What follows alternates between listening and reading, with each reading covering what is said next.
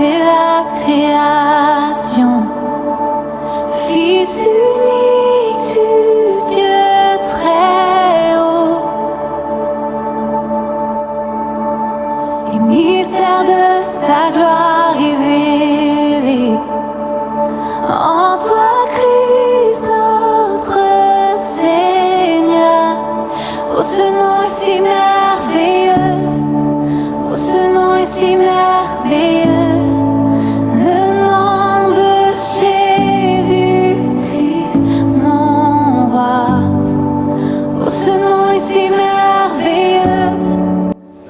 Vous êtes les bienvenus, bien-aimés, dans la présence du Seigneur.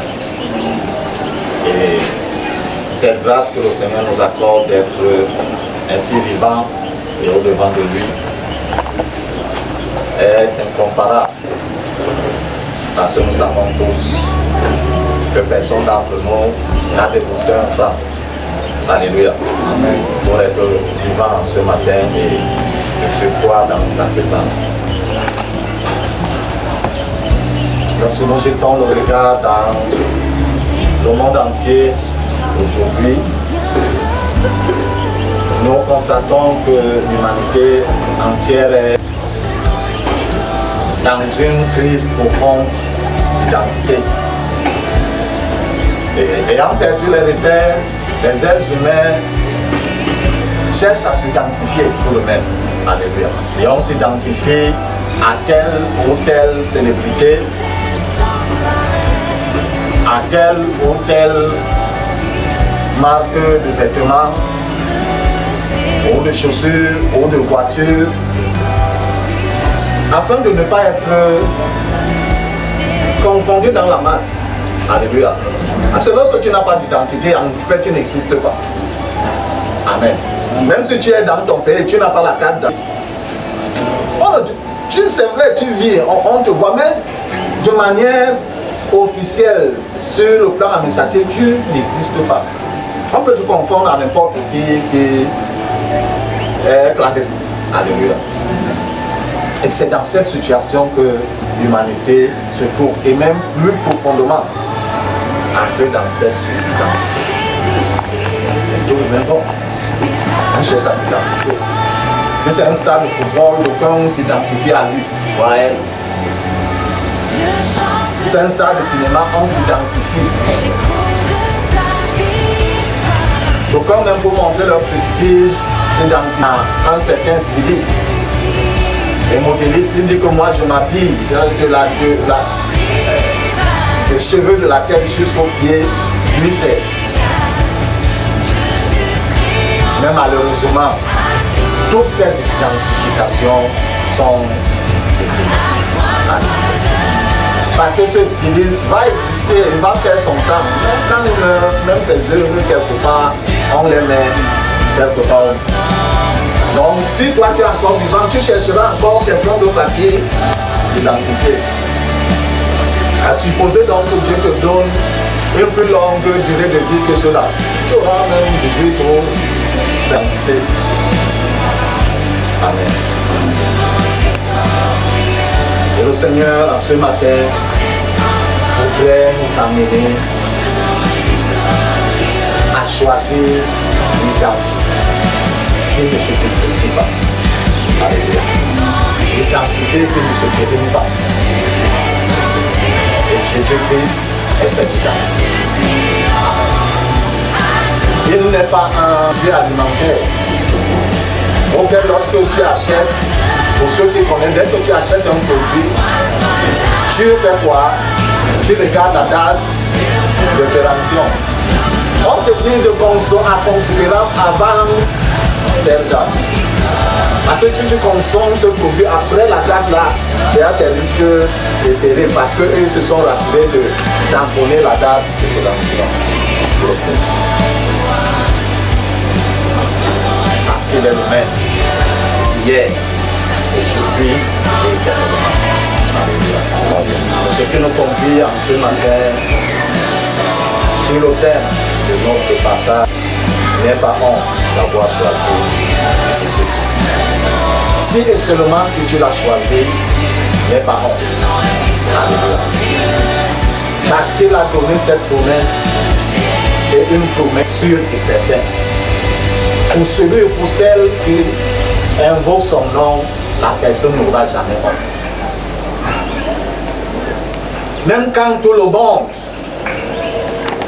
a pensé, conclu que la honte est ton partage, lui, il va montrer la différence. Amen. Si et seulement si tu restes accroché à lui. Amen. Amen.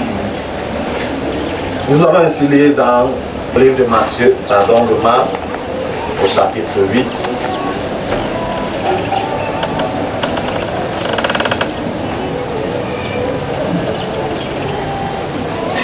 À partir du verset 36, nous jusqu'au verset 38.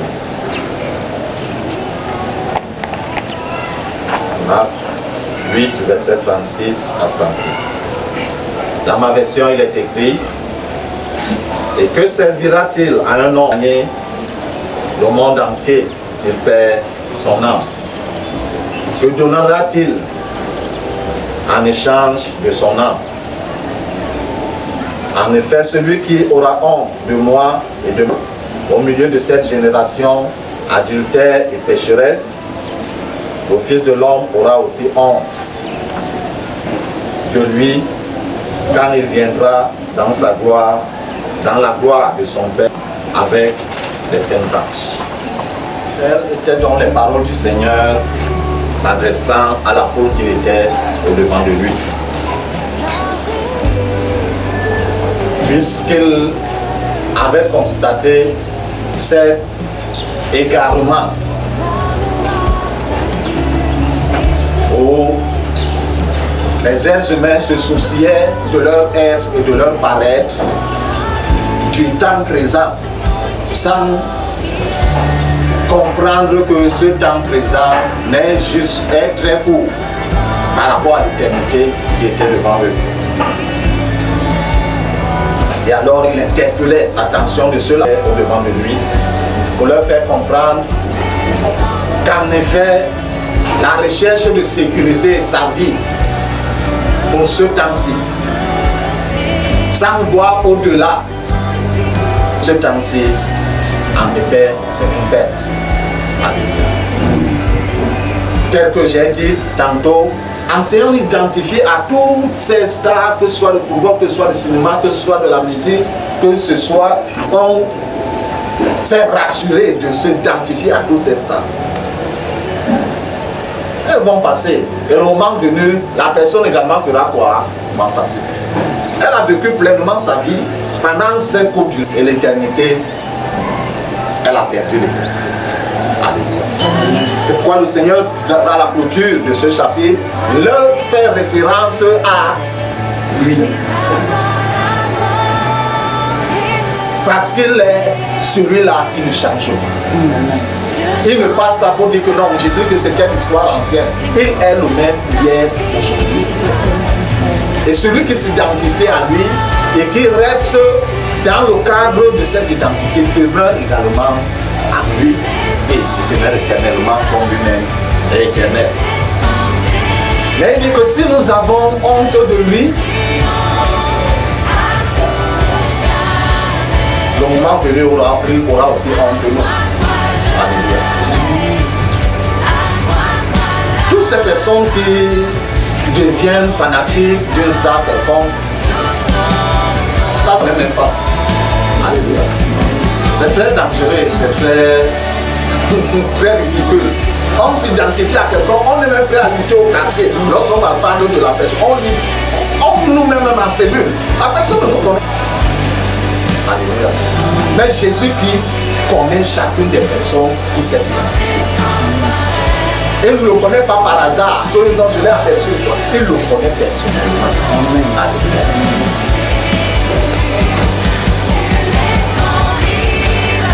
C'est-à-dire que la vie de la personne commence à le concerner de manière très directe. C'est pourquoi il nous interpelle à ne pas en peur du choix que nous avons porté.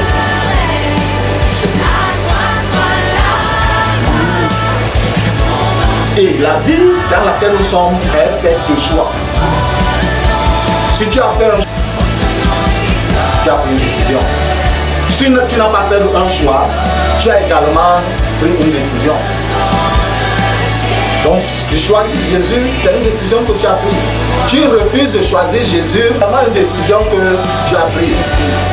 Et même si tu dis que non, je ne suis ni du côté de Jésus, ni du côté de la recette de Jésus, tu as également fait un choix. Et Jésus te range du côté de son adversaire.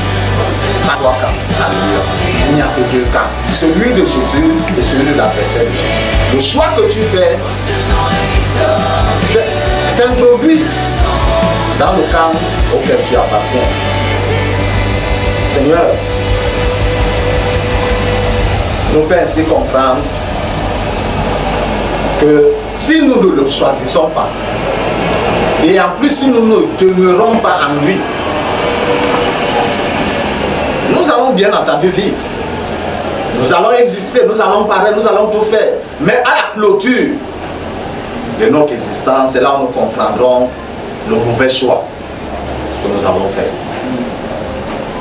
Parce qu'il revient pour donner à chacun ce qu'il mérite. Alléluia. Donc le choix que nous devons faire, c'est celui de nous engager avec le Seigneur Jésus et celui de demeurer dans ses voies. Parce que c'est en lui seul que nous avons l'assurance, la garantie tant de la vie présente que de la vie à venir. Amen. Et lui-même nous garantit que pendant cette vie présente où nous aurons tout perdu, parce que lorsque tu t'engages avec Jésus, on commence à t'étiqueter. Tu risques tout perdre. Perdre tes amis les plus intimes parce que vous n'avez plus les mêmes convictions, vous n'avez plus les mêmes choix, vous n'avez perdre bon nombre de choses. Je garantis que si nous demeurons en lui, tout ce que nous aurons perdu, il va l'amener dans nos vies pendant que nous sommes encore vivants. Amen. Et si nous demeurons dans cet engagement avec lui, nous y serons. La peur que les hommes ont, c'est d'être marginalisés. Mais vaut mieux être marginalisé à cause de Jésus que d'être populaire à cause de l'adversaire de Jésus. Parce que j'ai dit, il n'y a pas trois camps. Si tu es populaire sans Jésus, c'est que tu es populaire avec le diable, un point, un trait. Toi, tu peux l'ignorer, mais lui, il le sait. Et bien entendu, nous sommes à une époque, rien n'est plus ignoré. Donc la recherche de la popularité, c'est une chose. Mais recherchons la garantie de la vie présente et celle à venir. Les santé ne se trouvent qu'en Jésus seul. Alléluia. En lui seul, cette garantie se trouve. Et l'assurance en même temps, c'est qu'en lui, même si tu as perdu un ami, lui se présente en ami fidèle. Il ne te trahira jamais. Parce qu'il n'a jamais trahi personne. Et il ne trahira jamais personne. Si tu as perdu un mari, parce que tu t'es engagé avec Jésus, il se présente comme l'époux fidèle. Qui n'a jamais déçu personne et qui ne décevra personne. Qu'est-ce que tu as perdu? Ou qu'est-ce que tu as peur de perdre à cause de ton engagement avec Jésus? Alléluia. Lui, il est la richesse inestimable, insondable. Au-delà de toute richesse qui puisse exister dans cet univers. Tu sais, ta richesse que tu as peur de perdre. Lui, il te représente, il se présente comme cette richesse inestimable. Alors, qu'as-tu à perdre véritablement? Tu as pour ta gagner en t'engageant avec Jésus. Tu sécurises ta vie actuelle et ta vie à venir. Si tu restes dans ton sentier toi seul, le cours de cette existence va finir. Tu auras combien? 70 ans, 80, 120 ans, même 200 ans.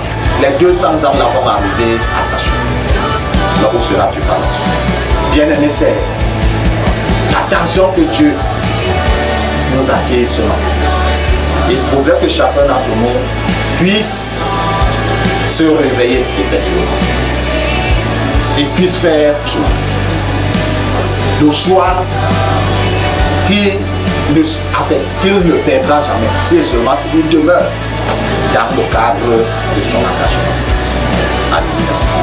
Que le Seigneur bénisse sa sainte parole, mais surtout que nous puissions la garder et la mettre en pratique.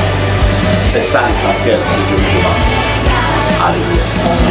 Seigneur éternel, Père de gloire, au nom de Jésus-Christ de Nazareth, j'élève ma voix au Père, une personne qui se disposera à suivre ce message.